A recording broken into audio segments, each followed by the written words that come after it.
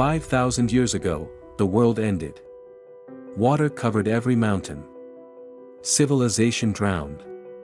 And when the last raindrop fell, only 8 souls remained to begin again. You know Noah. You've heard of the ark. But you don't know the son who changed everything. His name was Shem.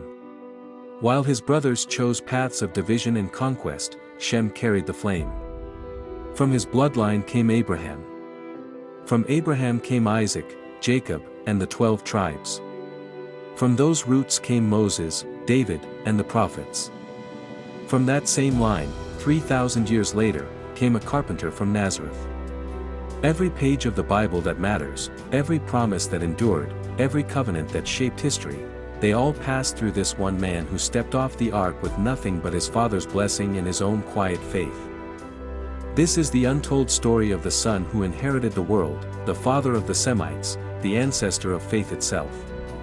Stay until the end because the revelation about what Shem preserved in the ark will rewrite everything you thought you knew about why some stories survive while others fade into dust. The flood lasted 40 days. The waiting lasted 5 months.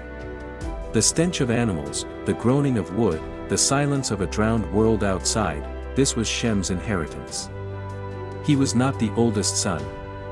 Japheth held that title. He was not the youngest, the position of favor. Ham carried that burden. Shem was the middle son, the one easily overlooked, the one who simply worked without complaint while others demanded attention. But Shem possessed something his brothers did not. He listened. When Noah spoke of the Creator, Shem leaned forward. When his father described the world before corruption, Shem memorized every detail.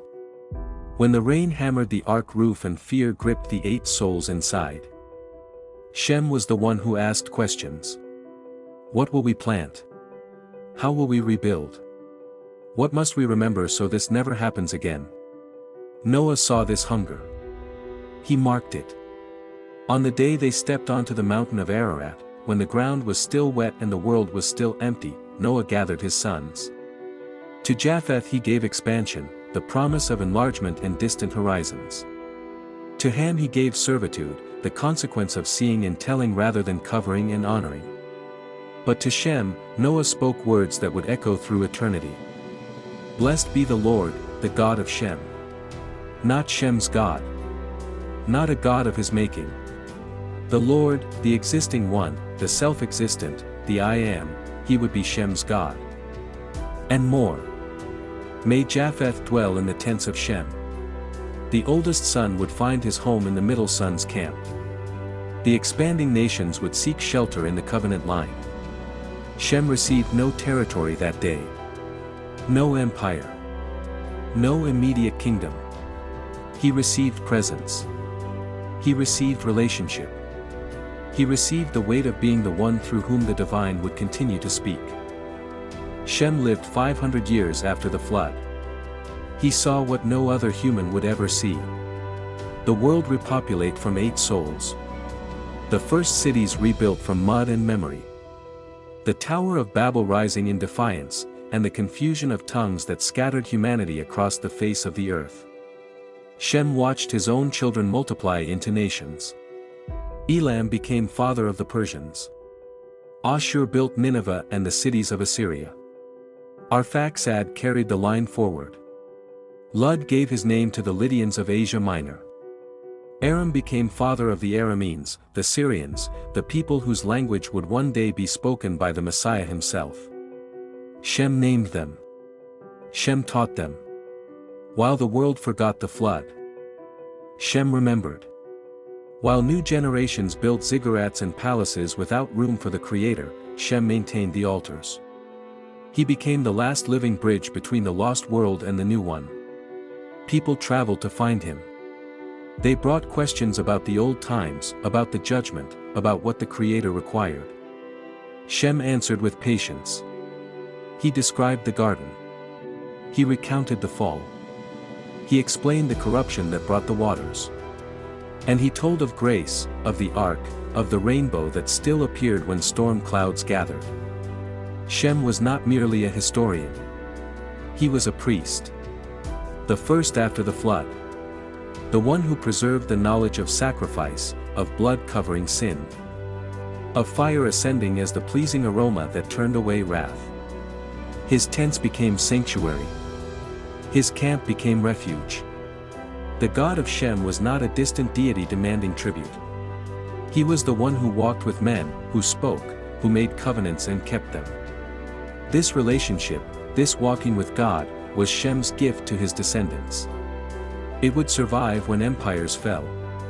It would outlast languages and borders and the rise and fall of dynasties. The God of Shem would become the God of Abraham, the God of Isaac, the God of Jacob, the God of Israel, the God and Father of our Lord. Arphaxad was born 2 years after the flood.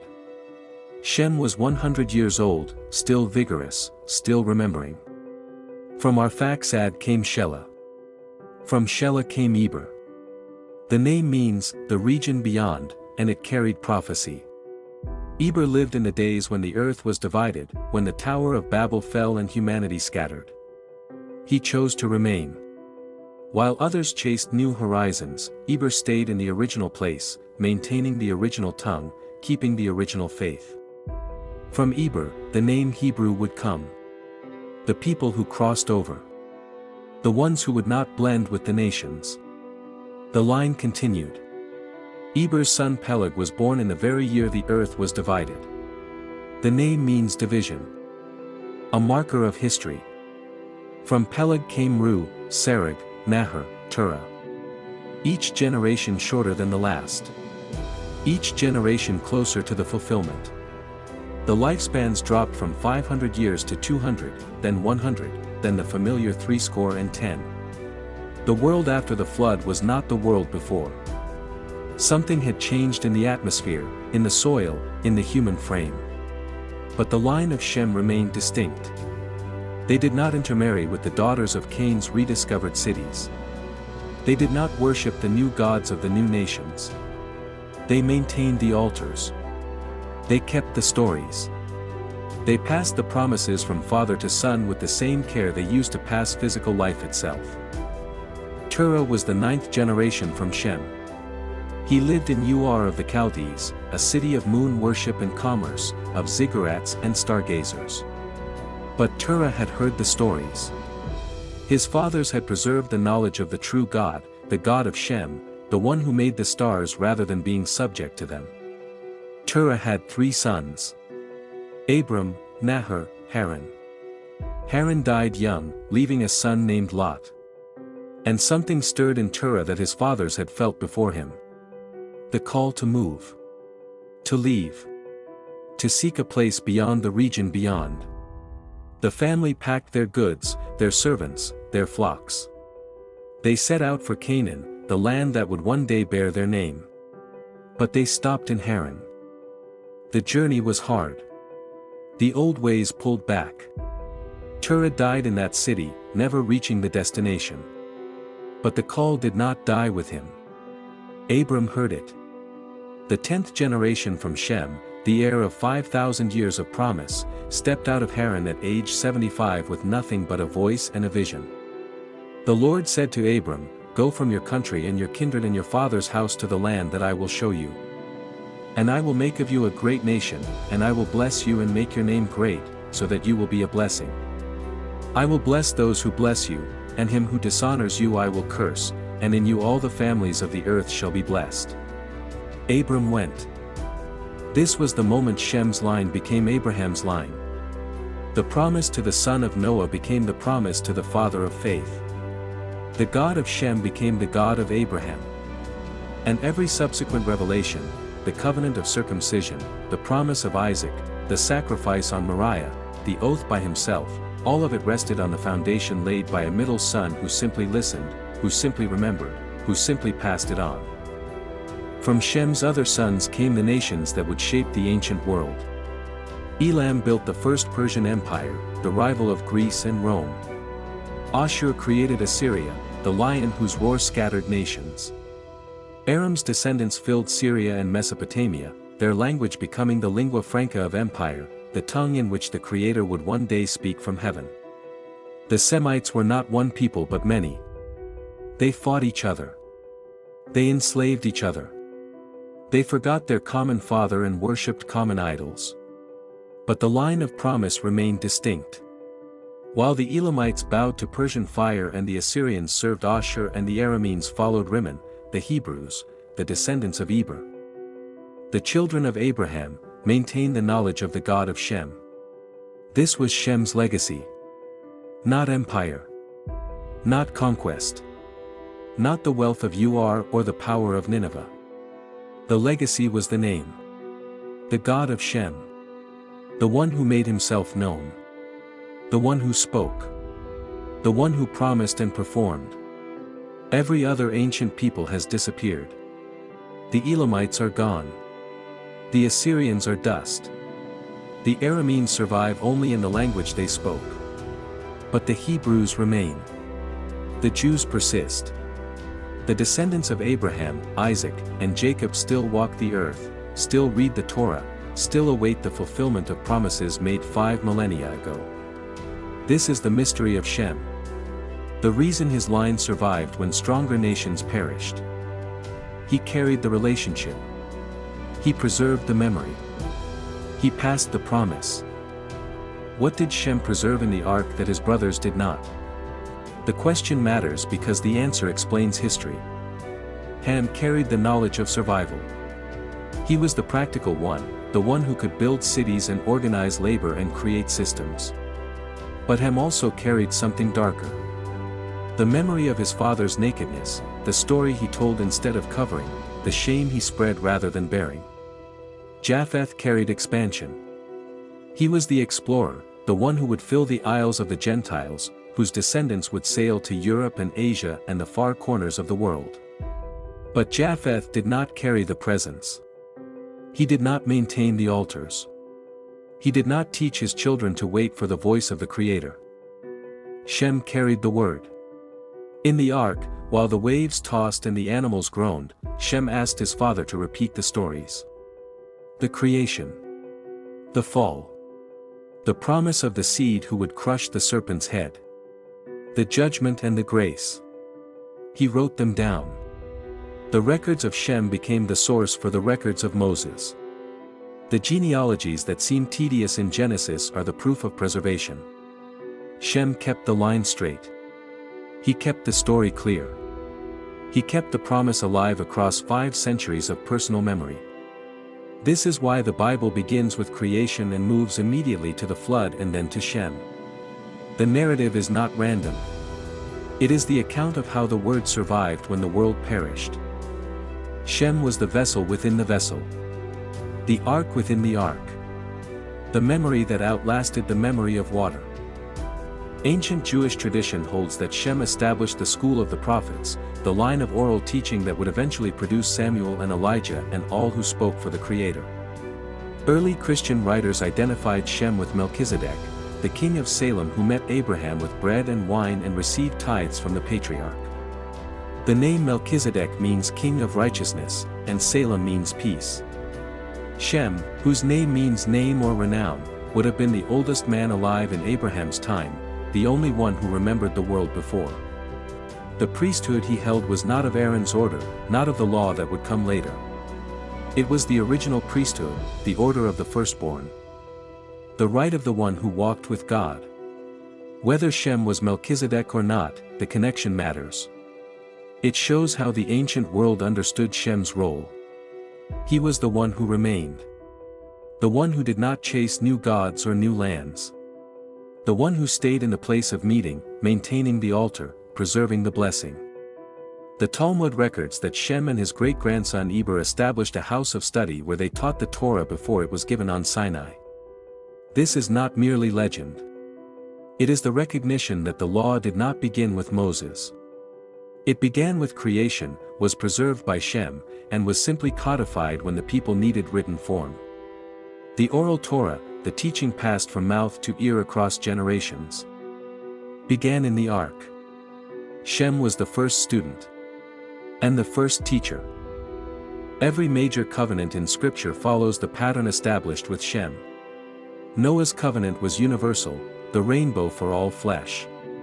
But the covenant with Shem was particular. The God of Shem. The personal relationship. The walking together. Abraham's covenant added land and descendants.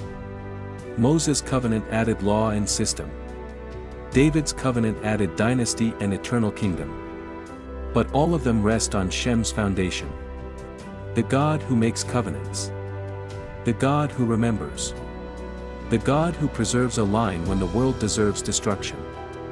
This is why the New Testament begins with a genealogy. Matthew opens with Abraham, but Luke opens with Adam and moves through Seth, Enosh, Kenan, Mahalalel, Jared, Enoch, Methuselah, Lamech, Noah, and then Shem. The line of the Son of God through Adam to the Son of God through Mary passes through Shem. The angel Gabriel announced to Mary that her son would be given the throne of his father David. But that throne was promised through the line of Shem. The promises are not separate. They are cumulative. Each generation adding layer upon layer until the fulfillment arrives. Shem is the silent partner in every subsequent story.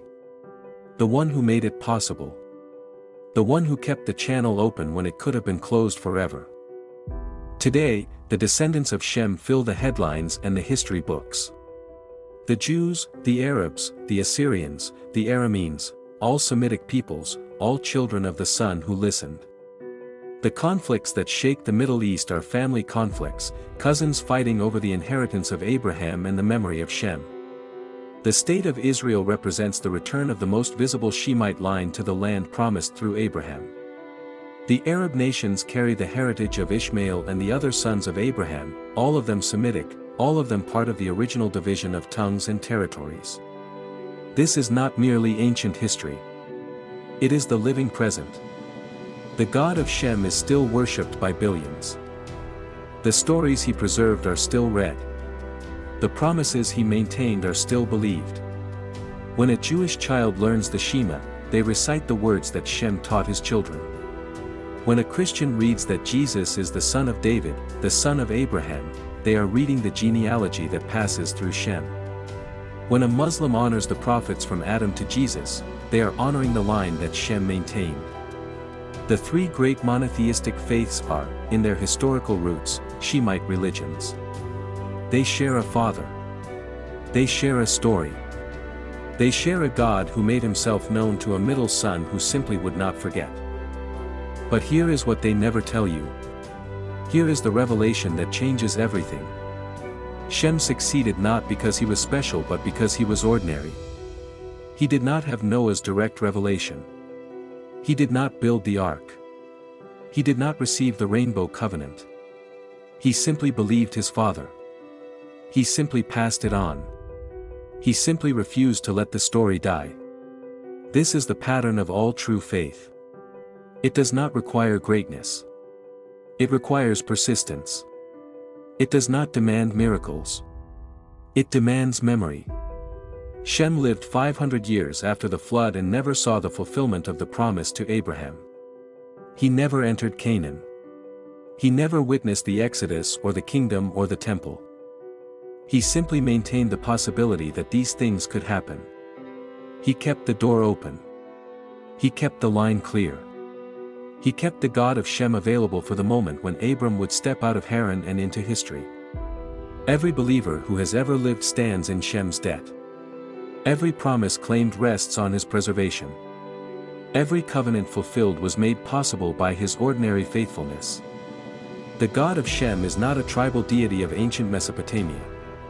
He is the God who makes himself known to those who listen, who remember, who pass it on. The question for you is not whether you are called to build an ark like Noah or father nations like Abraham. The question is whether you will be a Shem. Whether you will listen when others demand attention. Whether you will remember when others forget. Whether you will pass on what you have received to hands that will outlast yours. The waters are rising again. Not literal flood but cultural chaos. The mockers have returned. The memory of judgment has faded. And somewhere, in the quiet of an ordinary afternoon, a voice is speaking to someone who will simply listen. Will that someone be you? The God of Shem is waiting. The promise is sure. The line continues. Walk in it. If this story moved you, if you felt the weight of 5,000 years pressing against your chest, then you need to act before the noise drowns the signal. Subscribe to this channel and turn on all notifications, because we are building something that outlasts algorithms, a community of memory keepers, promise bearers, modern-day Shems who refuse to let the story die. Comment the word remember below if you are committed to passing on what matters before it is forgotten. Share this video with one person who needs to know that ordinary faithfulness changes history. Do not wait. Do not hesitate. The time to remember is before the forgetting, not after. The time to build is while the sun still shines. Act now. Shem closed no doors. He opened them all. He became the passage through which everything good must travel. His hands were scarred from holding on, from refusing to let go, from 5 centuries of teaching the same stories to ears that sometimes listened and sometimes wandered. His eyes saw the flood but also saw beyond it, to a world that could be if someone simply refused to forget. He was not perfect. He was persistent. And in the end, persistence is the only perfection that matters. The waters have not stopped rising. The forgetting has not stopped spreading. The mockers have not stopped laughing. And somewhere, in the quiet of an ordinary afternoon, a voice is speaking to someone who will simply listen. Remember. Preserve. Pass on. Will that someone be you? The God of Shem is still the God of those who listen. The promise is still sure. The door is still open. Walk through it.